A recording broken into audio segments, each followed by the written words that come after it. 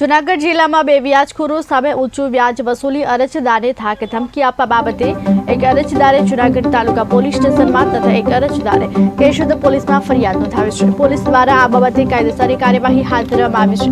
બીજી તરફ જૂનાગઢ અને કેશોદમાં વ્યાજખોરો બેફામ બનતા જાય છે। પોલીસ આવા લોકોની માહિતી એકઠી કરી તેઓ સામે કડક પગલાં લેવા જોઈએ તેવી લોક માંગ ઉઠવામાં આવી છે।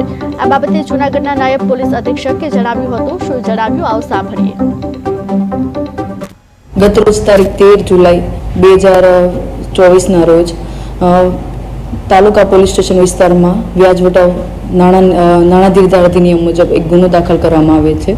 जे मुजब हकीकत एवी छे के फरियादी भौतिकभाई किशनभाई पटाक के जेमणे आरोपी विशाल भींभा और प्रदीपसिंह वाघेला पासेथी 4 लाख रुपया 4.5% लेखे व्याजे लीधेल हता अने जेने दर महीने 18,000 रुपया व्याज चूकवता हता।